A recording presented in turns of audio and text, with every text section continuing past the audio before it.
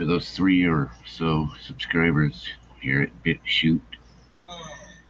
Welcome to our new channel. It's been a slow start, and we're going to need a little bit of time to sort out this navigate this stream of unconsciousness. What were we, well, the first thing we were going to do was, as before, find that page. Find Lisa Page.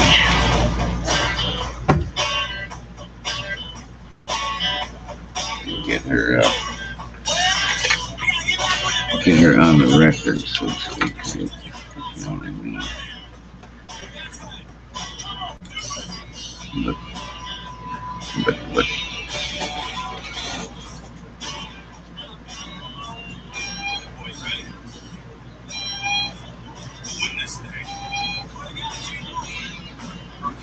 come on.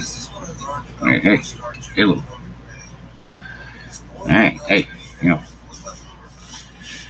Hello. Yeah, like I said. What's the noise? I can hear noise. Hey.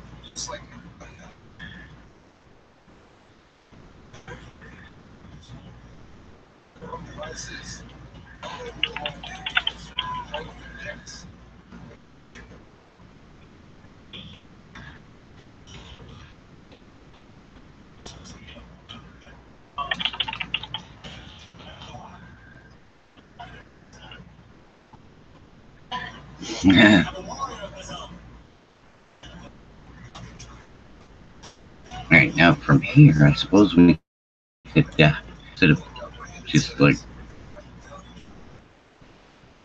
well, if we go like that, we screen share, what will that do? Click share the freaking screen, and then what would, alright, so let's see, oh wait, we can only do this. 23, hello. 23, hello. What did I do? Those judges look at all those cases that come before the Supreme Court. The answer is no. Wait. Who looks at it are the clerks that work for those judges. So they call through all of these, and inevitably the clerks are tied in with some large law firm that is feeding these judges on the back end. So it's for those judges. So they call through all of these, and inevitably are tied in with some large law firm that is feeding these judges on the back end. So it's for those judges. So okay, now try that again. You know, it's very rare that we have something as entertaining and it's creepy Yeah. and as monumentally comical There it is. as yesterday's Strzok's testimony. Now, you could talk about what was learned, what did we learn? We learned that much. What happened? Hello. Doesn't matter. All right. But who would have ever thought that you would have had somebody who was so monumentally creepy, invoking images of Percy Dove Tonsils, Ernie Kovacs, Ray character, Paul Lynde, and my favorite would be Private Pile from Full Metal Jacket, Vincent D'Onofrio, that weird. I mean, I have never seen anything like that. And when you see him, you see this. I mean, you can't say words like he's rather effeminate, because you can't say that today. Even though I don't. He invokes what, Paul Lynde? What is this? What is that? I remember him. You're watching this Craig Gotti, Mr. Struck. And by the way, if you can't pronounce Struck, you shouldn't be asking me. Okay? How can anybody? What's his name? Edu from the Democrats. How many times have you been in that hearing? Okay, I never heard anybody of note say Strozik. Dr. Jerome Corsi, a great man, but he goes Strozik. Okay, but when you're in the hearing, you think, hey, nobody calls it Strozik. Maybe I should change that. It's funny when you're in the hearing and nobody, even the guy says, no, it's not Strozik. That's not my name. But I died. The moment was pure, absolute comedy. It's Saturday Night Live. I don't even know if they're still, if it's in the season or if they're in hiatus. I have no idea. I don't watch it. But if Saturday Night Live, whatever, does not have a character, did not immediately say, okay, that's it. I had no idea it was so creepy.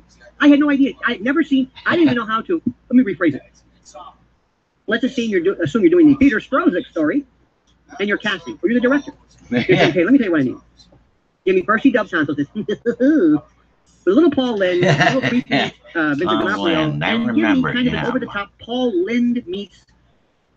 If your son, somebody you know, if you took a medication and you started acting like this, you would say, what's going on here? Who acts like this? Forget what he did. We'll talk about it, maybe the FBI. But who acts like this? What is that? And I know we're violating what I'm saying. I know we're talking about appearances, but I'm talking about appearances. Because this man is on trial for his life. For the Bureau, you think somebody would say, okay, before you go, you're gonna talk to some people. When he speaks, it has a thing with his teeth like that. like he's burying his teeth like a weasel. What is going on? Somebody would say, Peter, like a weasel. You kind of work on that. When somebody asks you a question, don't attack them in response. Just take it easy. Respond in kind. Remember, they have your emails.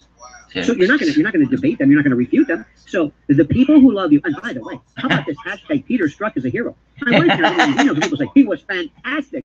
He knocked that apart. Who are you talking about? Peter who? Struck. There's another guy named Peter Struck. You sure as hell can't be talking about that Percy Dove Tonsils. What was that about? It goes to show you the Rorschach test. That is American politics. How anybody can look at this guy and say, "Oh my God"? Let me ask you something. If your kid needed an operation, and you walked in, and that was your doctor, and he had whatever that thing is he did, that affect. Would you say, hey, don't worry, little Tig, little Jimmy, you got a great, the Paul Lynde routine just works wonders. This is an FBI agent, and this is a guy with his Lumada the whole time, Madame Axel-Grease, Lisa. And I was always asking, did they ever do the nest? Because they were supposedly having an affair, because they were texting all hell of a lot. Like, now, I'm wondering, okay, maybe, who knows? Who knows? After all, we can be fluid, right? Nothing wrong with being fluid. Maybe people are fluid. Maybe, I don't even know what fluid means, but this is weird. Very strange. Combative. They bathe him. And Trey Gowdy, has worked his weight in absolute whatever. Now, Gowdy, he has kind of a weird aspect, too. He's kind of got that kind of that Beauregard. He has that southern Mr. He's doing it. I don't give a damn what you think. He's doing it, George. How about some of these? And Lisa Page, probably not an actor. She's got Debbie Wasserman hair. I think Kim Carnes would be. I want to come back. Lisa's got a better picture than that horrible. See the woman? She's always walking around with coffee, and she's got the goop in her hair. Anyway, Louis Gohmert. This was rotten. I watched you in the private testimony you gave, and I told some of the other guys, he's really good. He's lying, and we know he's lying, and he could probably pass a polygraph. When I see you looking with a little smirk, how many times did you look so innocent into your wife's eyes and lie to her about Lisa Page? Now come on, Louis. That was good. It was good. Well, come on. But these people who say, oh, Donald Trump had sex with Stormy Daniels. What do you care about that? Well, because sexual fidelity is important. Okay. What about Trump's sexual fidelity? Oh, that's off. Oh, that's. What about Bill Clinton raping women? Oh, stop bringing that up. Wait a minute. Sexual fidelity does or doesn't matter. It does matter if it's Trump. But now we got to give this guy a pass. You're not Trump. You're going to lie to your wife. And then someone said, I think it was Gohmert who said, Gohmert Pyle, who said, credibility's gone. credibility of the witness is always placed in question. And how about that? No credibility left. Jim Sensenbrenner. This change was Hillary's get out of jail free card, right? Oh, this is great. And Strzok says, absolutely not, sir. We pursued the facts. Fell a tree or something. He did like sharpened bark. Now, Trey Gowdy. I love this one. Trey Gowdy's got, if you can't, SNL, I don't know what that is. Style, you know what I mean? Anyway.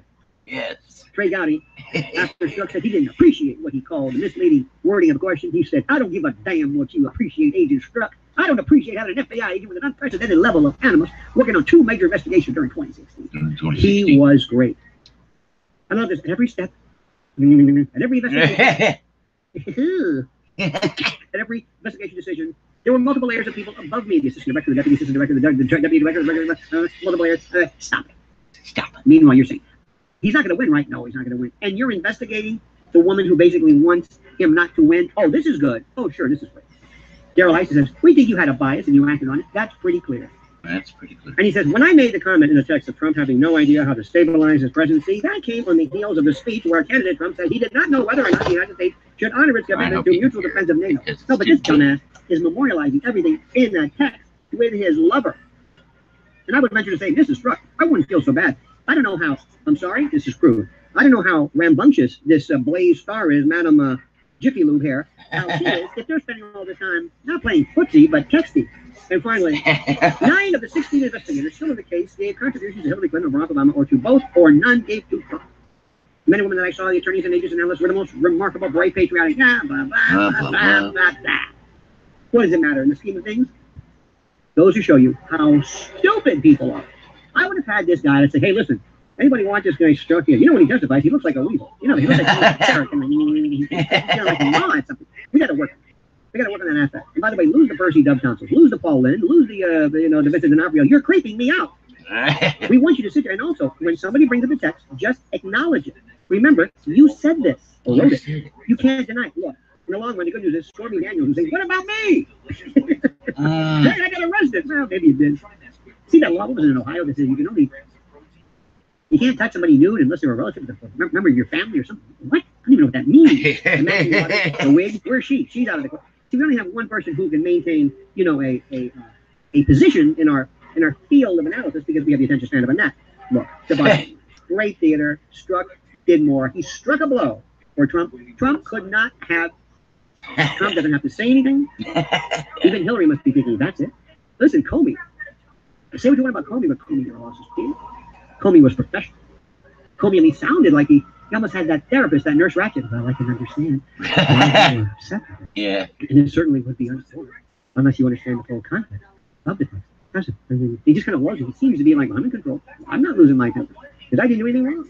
You kind of maybe ask yourself, not that you believe it, but that's what he believed in. Mueller, too. Mueller. Oh, my God. Mueller, an adult. Everybody. You couldn't think. When people saw Strzok for the first time, I remember when I saw my thought, oh, no, this can't be happening. This is, sadly, comedy gold. What's the Michelle Wolf out there? What are they going to say? What are people like? How can, I want to go up to like a Colbert and say, listen, I know you don't write anything. I know it's not you who does it. I know you're 20 millennial or whoever the hell writes this crap every night. But be honest. If you didn't know who this was, if I said, listen, would you like to do a takeoff on this? Yeah, this guy's funny. Look at him. What is that? What is he? He's creepy. He's funny looking. Because that's what today's comedy goes for, right? No contact. They just look funny. You can imitate him. Anybody can imitate him. It's easy. He would say, yes, but you're not. By the way, bad news, Stephen, you've got to be on this guy's side. What? Yes, he is on your side. You understand? You got the Moonves memo, right? You understand this? By the way, CBS Showtime. Whoa, how about that Sacha Baron Cohen thing? Now, I got news for you. I missed it. And I'm saying this, and I'm tackling this. It's great for publicity. Sacha is loving this. Loving this. But be very careful, okay? When you're perceived as mocking disabled veterans, you can explain all you want, but perception becomes reality. And there you have it. He always was good. Anyway. Wow. And Lisa's thinking, wow. No, Lisa pays for thinking, I can't do that. So compared to that, no matter, I can come out drunk and drooling. New videos and live streams and comments as you see fit. Yeah. Oh, wait. Let's see what you do in prison. What? Wait.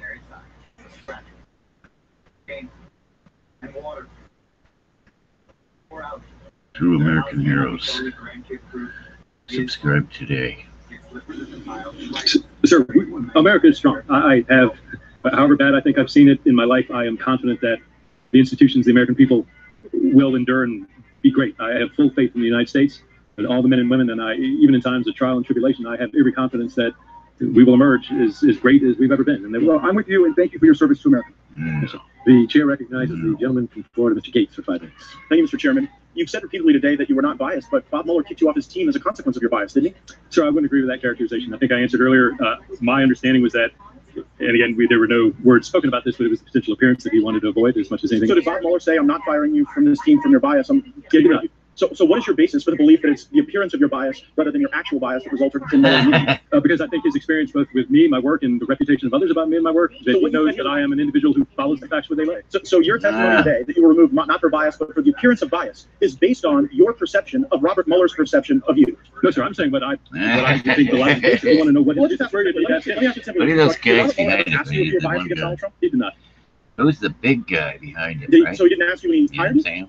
No, that's a question that gets asked during hiring meetings in the U.S. One would seemingly think that you're hiring someone to investigate something you might ask, but certainly then, when you were removed, was it clear to you that Mr. Mueller was aware of these incendiary text messages? Yes. So he knew of the text messages, but never asked you whether you were biased or not. That's correct. Your girlfriend texted you on the 8th of August, Trump's never going to be president, right? Right? Do you recall your reply? I do recall my reply, and if I hadn't, it's been refreshing my recollection to less than 4 or 5 times today. So, but yes, I do recall my reply. And what was it? I'm sure you have it. I don't want to misstate it, but essentially, no, he's not. We'll stop. Did Bob Mueller ever ask you about that text message? He did not. About a week later, on August 15th, you sent a text message regarding a meeting in Andy McCabe's office. Is that right? I don't know the date. I do believe I know the text message. Did Bob Mueller ever ask you what happened in the meeting in Andrew McCabe's office? There are many meetings that I attended, and not many, but did Bob Mueller ask about any of them? He did not. Did Bob Mueller ask you what you meant by an insurance policy? Director Mueller did not. On the 26th of July, this is contemporaneous with the opening of the Trump-Russia investigation, your girlfriend texts you, Clinton just has to win now. And you reply a few days later, and damn, this feels momentous, because this matters. The other one did too, but that was to ensure we didn't F something up. This matters because this matters. So super glad to be on this voyage with you. Did Bob Mueller ask you why this matters? That's why it mattered. It was comparison between a case about I've seen you do this No, but that is not what I'm asking you. I want to know if Bob Mueller asked you about this text message. Director Mueller did not ask me about any text message, Congressman. Well, gosh, just days after Mueller is appointed, in 2 text messages, one on the 19th of May and one on the 22nd of May, you referenced impeachment. Did Bob Mueller ask you why you were referencing impeachment? Congressman, as I just stated, Director Mueller did not ask me about any text message. Well, I find that very interesting, that Bob Mueller has to remove you as a consequence of bias. Now, you don't say it's bias. You say that based on your perception of Bob Mueller's perception of you, it couldn't possibly be your bias. That's the appearance of bias. But when we get into actually the manifestation of that bias through your words, Bob Mueller doesn't ask you about a single one of them. And so then I look at other people that Bob Mueller picked on his team, people like Lisa Page. I'm very curious to know whether or not he asked her about any of her incendiary text messages. But throughout the team, you got people working for Bob Mueller who have active connections to Hillary Clinton. Greg Anders donated to the Clinton campaign. Kyle Freen donated to the Clinton campaign. Andrew Goldstein donated to the Clinton campaign. Elizabeth Frigolar donated to the Clinton campaign. James Quarles donated to the Clinton campaign. Jeannie Reed, during the Benghazi investigation, she represented the Clinton Foundation against Freedom of Information Act requests. Andrew Weissman, the number 2 for Mueller, attended Hillary Clinton's election night party. Aaron Zellaby represented Justin Cooper, who is the person who set up Hillary Clinton's private email server. And then there's you and Miss Page. And it's just really interesting to me that when you were so damaging to the investigation that you had to go, that Bob Mueller, the person who brought in all these people that had connections to the Hillary Clinton campaign, did not ask you about a single text message. And I tend to believe, Mr. Chairman, that's because he did not want to know the answer, and that there was bias, and that your perception of Bob Mueller's perception of you is totally unreliable, and I yield back. I'm a gentleman. The chair recognizes the gentleman from Florida, Ms. Deming. Joining us now, 2 congressmen who did grow Peter Strzok earlier today. He's the chairman of the Freedom Caucus, of course, Mark Meadows from North Carolina, Florida Congressman Matt Gaetz. Chairman Meadows, this guy wants us to believe that his own words have no meaning. I thought Clinton parsed words really well in a corrupt way. This is a whole new level. Let's get your reaction to the hearing. Well, it's a whole new level, Sean, but I think the other thing is he wants us to believe, when he's saying one thing, it's very different than the evidence would suggest. And so today, Peter... Yeah, anyway, where were we? That was, are we still on? Because, there it is. Well, that's good. Anyways,